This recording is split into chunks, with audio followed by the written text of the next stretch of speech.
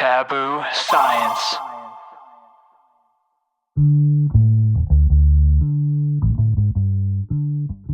Sexual contact between humans and animals is as old as time.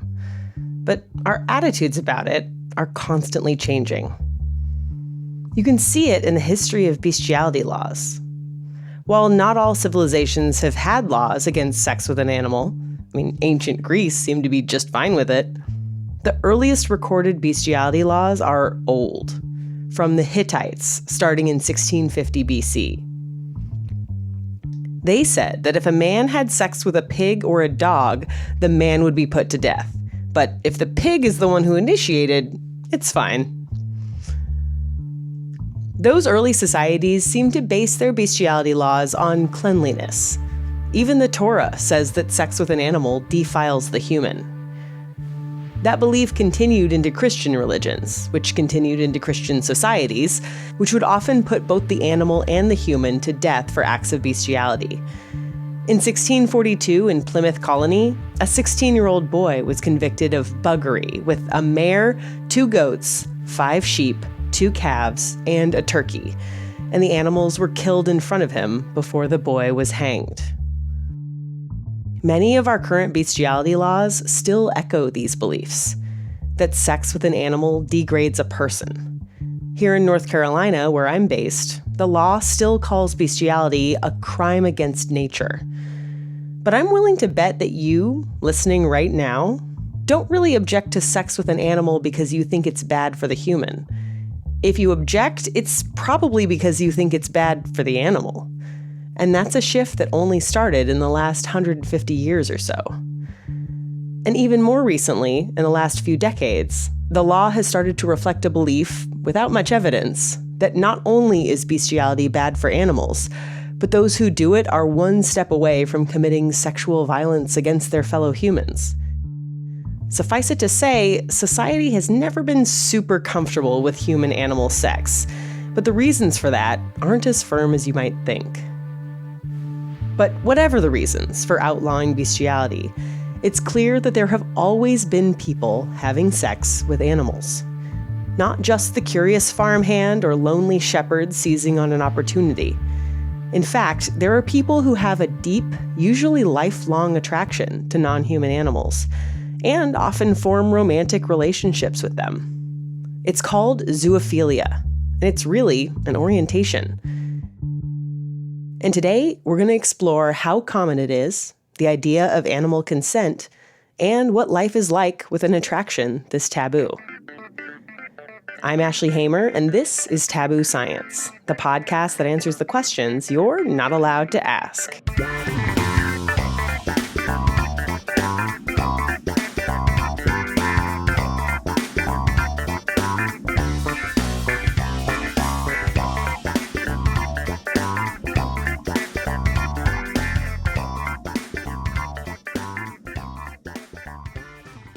So I started this episode talking about how long people have had sex with animals, an act called bestiality. But the first thing you need to know is that zoophilia and bestiality are different things.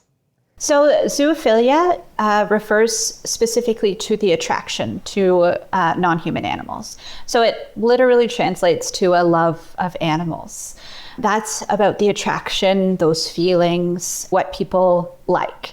Bestiality describes an act. So that is the act of receiving sexual gratification from animals.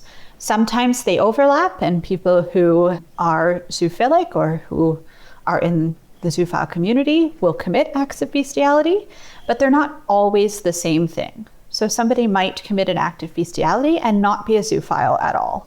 That is Dr. Alexandra Zidenberg.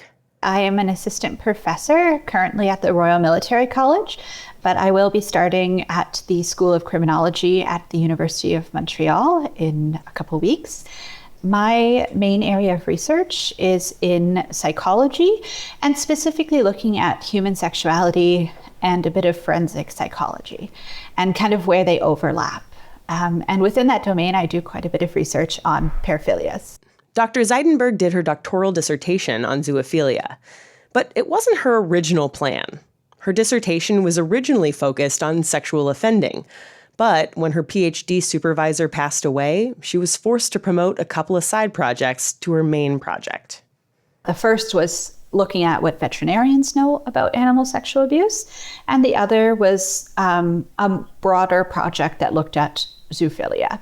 They were never meant to go together in the same document because they are quite different. They really discuss different constructs. They use different language. There were different populations. But after the passing of my supervisor, they kind of got mashed together into something that made sense for me to finish my degree and get the PhD after my name and all of that. But the spark for her interest in zoophilia as a research topic came when she was studying what veterinarians know about animal sexual abuse, and she kept running into different terms for people who were attracted to animals. Every paper on the topic used different terminology and different definitions, which makes it hard to look at zoophilia as a coherent body of research. What I also saw was a lot of the time when people are looking at sexual attraction to animals, it would kind of be like a yes or no checkbox. Are you attracted to animals? And that's fine. You can do some statistics with that. You can get some information. But as I read more and more, it seemed that sexual attraction to animals was just as varied as sexual attraction to humans. So a yes or no checkbox wouldn't really work for human beings because our sexuality is just a lot more complex than that. And whether or not somebody is attracted to humans or animals, it's pretty much the same. So we wanted to create something that would capture that complexity and that could be used to better understand the community and the people within it. So she and her team began writing their own survey questions. They used research from other papers and feedback from other experts in human sexuality and forensic psychology to get the questions exactly right. And then they sent the survey to the admins of a large online community of zoophiles in hopes that they'd distribute it to the members of that community. And they got some notes. They came back with a lot of comments and a lot of wording changes and things that could be added, which is a little bit overwhelming because it's quite difficult to work through some of those kind of research psychometric questions with people who are non-experts. But it was so valuable because neither me or my co-author, Mark Alver, have a sexual attraction to animals. So we didn't really know what to ask or the language that would resonate best with the community. So getting that feedback was really, really invaluable. It was fantastic and it made for a much better survey. So once they had their feedback and tweaked the survey accordingly, they sent it out among the community and got a ton of responses. Dr. Zidenberg credits that to the changes they were able to make, since the questions made sense to the people they were asking.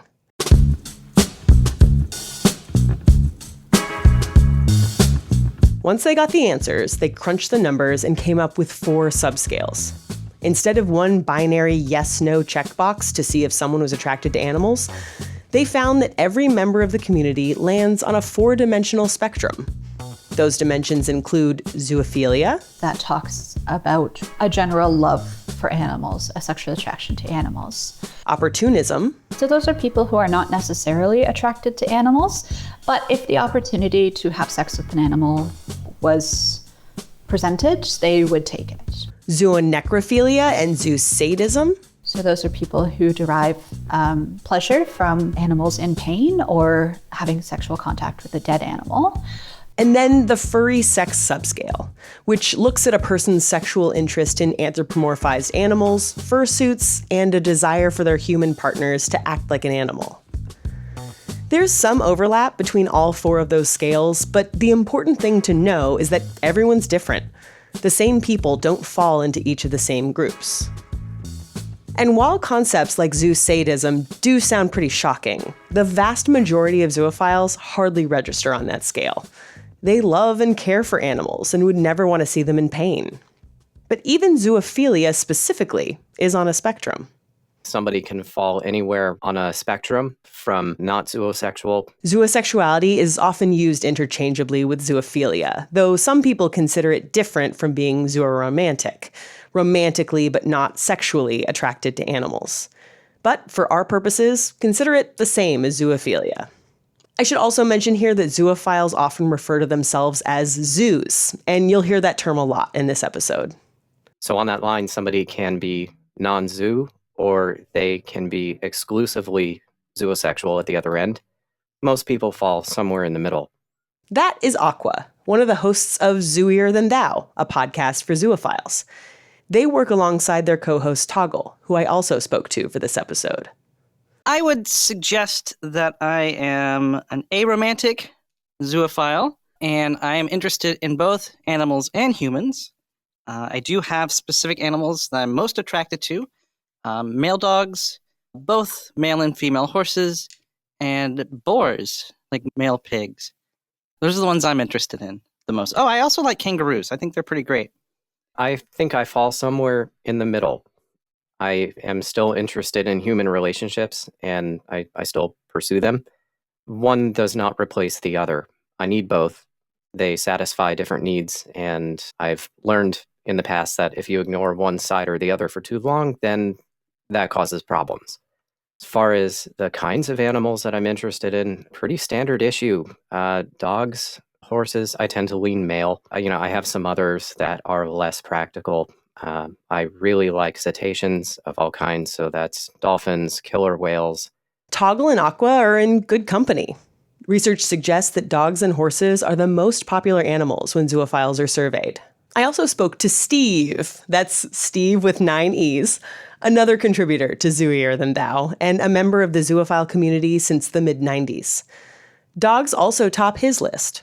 I asked him what appeals to him about non-human animals.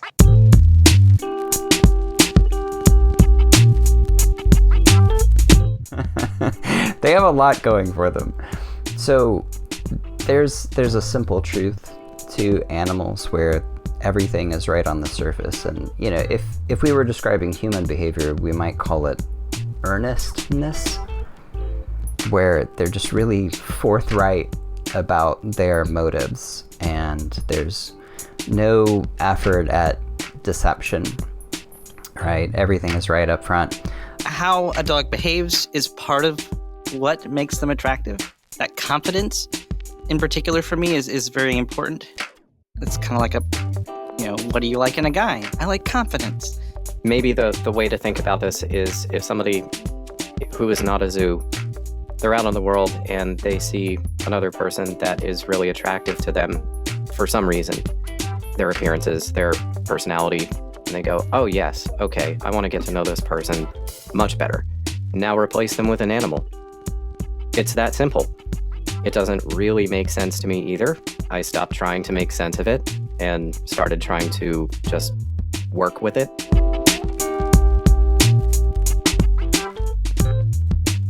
In studies of LGBTQ people and other sexual minorities, most discover their attractions a few years before puberty. That's about the time kids hit adrenarche, which is the body's first shot of hormones as puberty approaches. But there are many LGBTQ people who knew it about themselves even earlier. And the same is true of zoophiles. Many realize that they have these feelings for animals around 8, 9, 10 years old, but some as young as 5 or 6. That's when Steve and Aqua discovered it. I'd say going back as far as when I was 5 years old, I could tell right away I was emotionally interested in animals, and then romantically, and then, as your body develops and you become sexually active, then that was a natural progression for me. I was very young, like 5 or 6. One of my siblings was taking horseback riding lessons, so I, of course, was along for the ride, even if I didn't really want to be there. And, there were other horses around. There were stables, and there wasn't really all that much supervision, but you also couldn't really get into too much trouble. So that's what I basically did for an hour and a half, was just wander around and look at horses. And, eventually I saw something that I really liked, and that stuck with me for a long time. It wasn't scary. It didn't feel wrong. It just felt private. And it was something that I was pretty comfortable keeping to myself for many years. For Toggle, the discovery happened a little later. And fair warning, while I promise to avoid explicit descriptions in this episode, Toggle's experience does involve sexual contact with an animal. I think the discovery was very much intertwined with the discovery of me being a furry as well. I was drawing furries before I knew what a furry was, but as I got older, I became curious about the dog at my grandmother's house, who was very openly curious about me. And one day, I let him knock me over and go at it. And I said, wow, this is actually great. And I started exploring that and trying to understand it. There would be points where it felt exactly right while I was experimenting with this very, very willing and very eager dog who always wanted to play around. And I remember, like, we would do it, and then afterwards I'd have this calm, like, this feels right. This feels like it's supposed to be this way. And then, like, 24 hours later, I would feel really guilty because I was Christian, and somehow I didn't absorb that, like, gay was supposed to be wrong, but I did absorb that bestiality was wrong. So I had those kind of conflicting feelings. And so I started exploring online and trying to find an outlet that way. I actually was looking for bestiality, but I found furry art instead. And suddenly that world opened up, and the two kind of were intertwined in that way. So that origin story for both kind of wraps up. And I was like 13 when I discovered the furry fandom and also discovered that I really, really, really like dogs. We're not going to spend too long on the intersections between the furry fandom and zoophilia, except to say that intersections do exist. Furry pornography may be designed for people who like cartoon animals, but it also appeals to people who like real animals. So those two groups are bound to cross paths. The furry community is sensitive about having zoophiles within their ranks, and being a furry absolutely does not make you a zoophile. But zoophile furries are out there. That brings me to my next question. How many zoophiles exist? What kinds of people have this attraction toward non-human animals, and how common is it? Here's Dr. Zidenberg again. So I would say it's probably more people than you would expect. So some of those online forums have hundreds of thousands of people in them. And that is not necessarily everyone who is interested in those activities or sexually attracted to animals in general. So I would say it's probably a fairly good slice of the population. It's really hard to pin down prevalence. The literature, depending on where you're looking, says about 2 to 10% of the population. If we look at more atypical samples, like people who frequent sadomasochist clubs or people who are incarcerated, that rate can jump up to about 30%. But unfortunately, we don't have any good prevalence studies. Well, here's the test. If you want to see if there are zoophiles around, just check to see if there are humans around. And wherever there are humans, there will be a certain number of zoophiles. And it's every walk of life. I know a lot of female zoos, I know a lot of male zoos, I know trans zoos, and they're in every occupation and every economic bracket, from super wealthy people to the poorest people you've ever met in your life, men, women, young, old, differently abled, different ethnicities. So it's everywhere. It's a whole rainbow, and it seems like there's nothing in common that you could point to and say, like, well, okay, this person is more likely to be a zoo. The only thing that tells you that they're a zoo is them telling you that they're a zoo. But it's just it's like people were picked at random by space aliens and they just beamed them up with no concern for what group they might belong to and said, all right, these are all the zoos. The research bears this out. And this makes sense if you think of it as an orientation. You find LGBTQ people in every walk of life as well, since it's not a product of culture or upbringing, but seems to be something inherent to a person.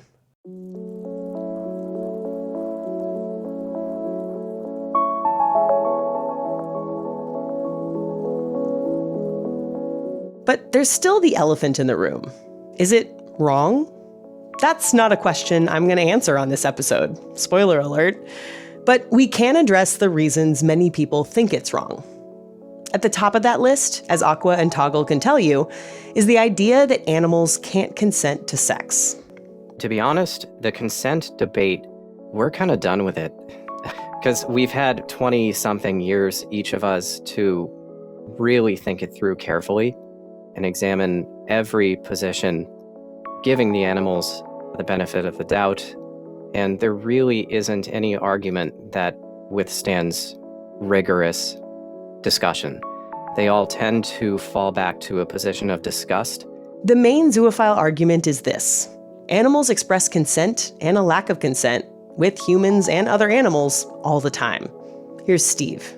If a male of the same species attempts to initiate mating with an unwilling female, she registers her disapproval in a variety of ways, some of which are lethal. Say there's people who breed and trade in, equine livestock, right? So they're breeding horses. And the horses don't necessarily want to breed, but the human owner of these horses says, no, there's a profit motive here, so this is legal, we're doing this. So it's not uncommon for the mare, the receptive partner there, to, if she's not interested in the stallion, to kick him in the head so hard that it ends his life. So did she consent? No. Was that ambiguous? I'd say also no. I mean, he's laying there dead on the ground, he shot his shot, things didn't work out, right? And there's a lot of stuff that leads up to that, that's incremental degrees of like, hey man, I'm not into this. And there's also incremental degrees of, yes, I am receptive, I am into this, let's do this right now. And, I feel like that's not an unfamiliar concept for humans. I feel like there's a variety of different levels of communication, verbal and nonverbal, that enable us to guess with varying degrees of accuracy whether someone is interested in a romantic or sexual advance. And I think that the degree to which we can't also see that happening in non-human animals, which, share a lot of our evolutionary background, is equated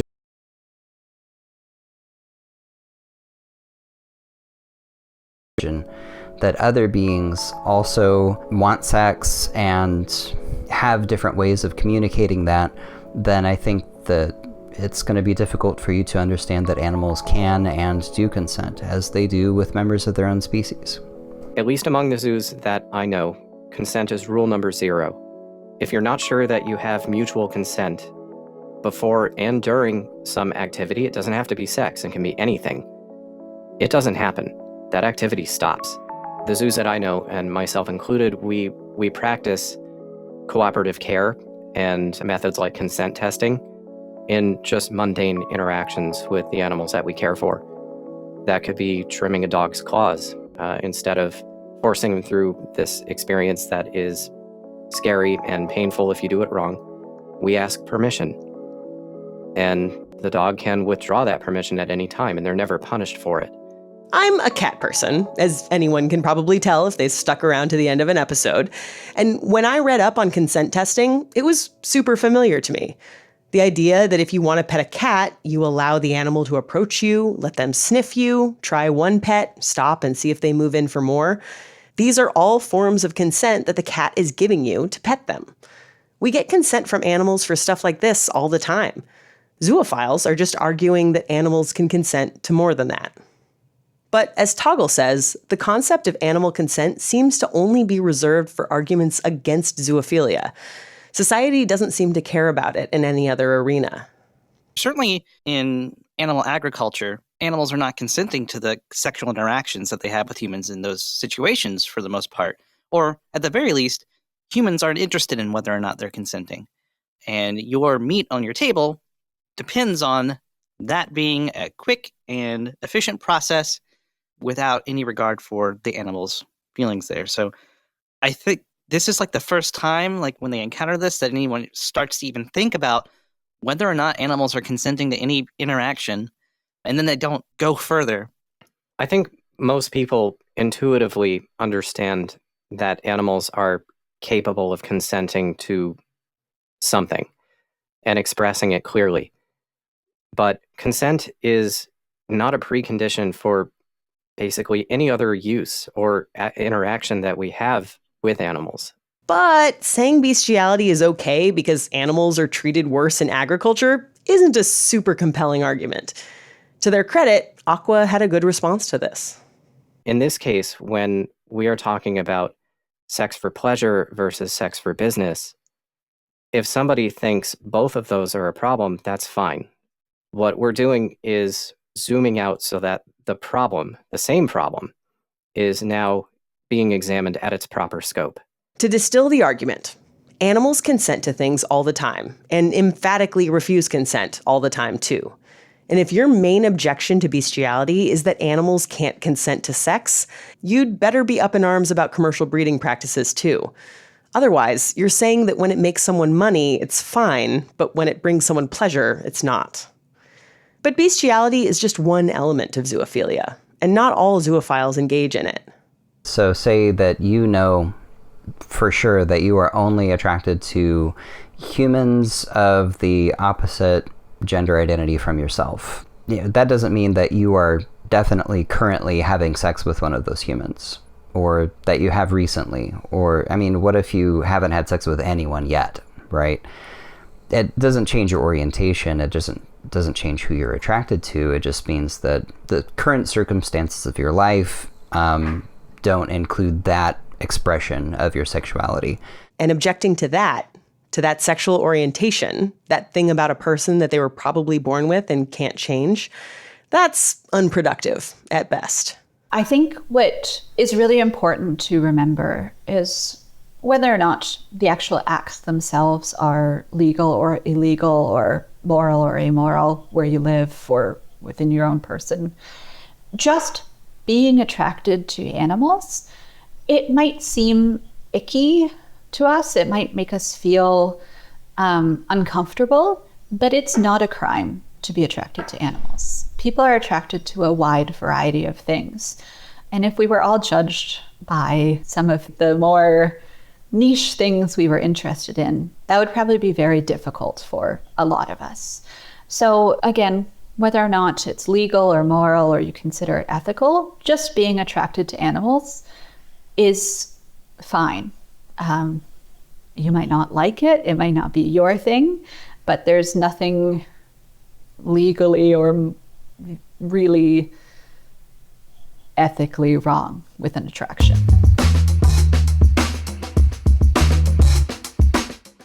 That is certainly not the prevailing belief out there. There's a reason most of these guests are not appearing on camera. Being out as a zoophile is a really risky proposition. Even studying it, like Dr. Zidenberg does, can be hazardous. I think most people who are somewhat public and do paraphilia research or research on topics that are more difficult for the public to understand will occasionally get like a gif of a wood chipper sent to them or pictures of firing squads or whatever it is. And for zoophiles themselves, it can be rough out there, especially if you speak about it to the public like Toggle does. Death threats are not uncommon. Suicide baiting, it's a daily thing, actually. I have someone who screens my emails so that I don't have to deal with that stuff. But you can't get around it on Twitter. And zoophiles frequently face doxing, where personal information like their real names, addresses, and workplaces are revealed online. So that can result in people calling your job and trying to get you fired, or showing up at your house, or sending you mail, or various other social consequences that are extremely dire. And that is something that you risk when you try to put yourself out this way. You're suddenly visible to the right people, but also to all the wrong people too. On the legal side, it really depends on the circumstances, but it doesn't get better. Wellness checks from police or animal control officers who are there to look for exigent circumstances to seize animals on the property. And those exigent circumstances can encompass a lot of things. A criminologist specializing in animal sexual abuse named Jenny Edwards appeared on an animal control podcast to explain that signs of someone sexually abusing animals could include the existence of butt plugs, BDSM gear, or even a complete medical kit. things that people in the LGBTQ and kink communities also commonly have. This is nothing new.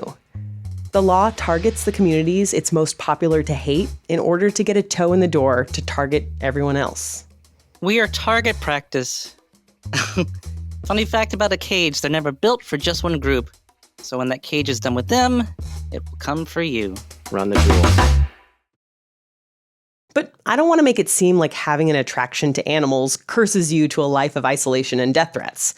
You can live a full, fulfilling life as a zoophile.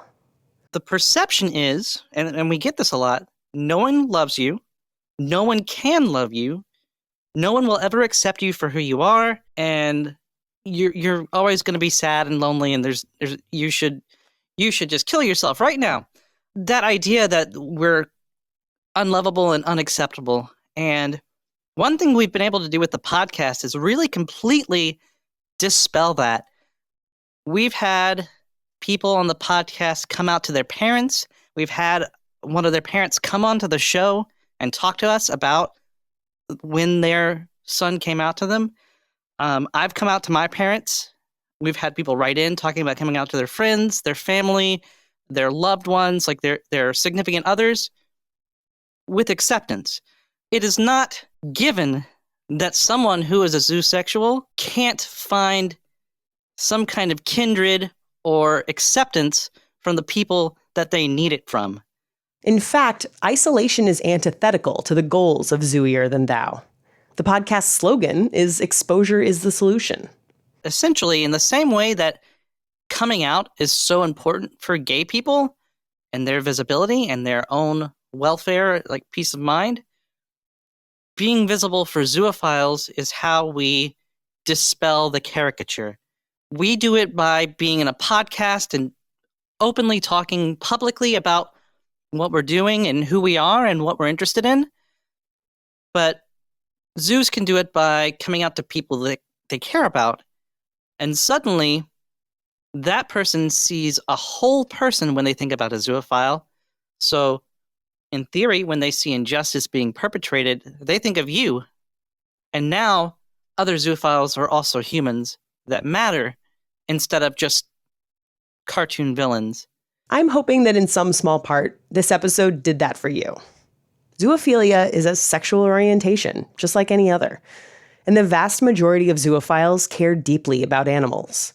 And they are people, just like you. The more that we make that effort to imagine what it's like for other people and imagine that their lives are just as precious and lovely and valid to them as yours are to you, the more we move away from persecution and war and mob violence and police reactions to that and, the really yucky stuff that fills up the news headlines. Yeah, so if anyone's open to suggestions out there and wants to try making the world a little better place, I'd say just maybe imagine what things are like for other people a little more, and you'll find that maybe they're not so different than you.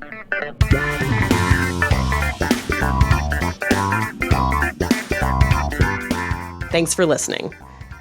Big thanks to Dr. Alexandra Zidenberg for sharing her research. You can check out her dissertation at the link in the show notes. And thank you to Steve for being so generous with his time and information. And massive thanks to Aqua and Toggle, who actually pitched this episode to me and gave me more resources on the topic than I knew what to do with. I really appreciate all the effort. Again, their podcast is Zooier Than Thou, and you can find a link to it in the show notes. I'd say you can find it where you found this podcast, but it's not on some of the major platforms, the reasons for which should make sense now that you've heard this episode. Taboo Science is written and produced by me, Ashley Hamer. The theme song is by Danny Lopatka of DLC Music. Episode music is from Epidemic Sound. I welcome your feedback and ideas about the show, whether it's positive or negative. You can send them in two ways. Email me at ashley@tabooscience.show, or you can leave a voice memo at podline.fm/tabooscience. No pictures of wood chippers, please and thank you.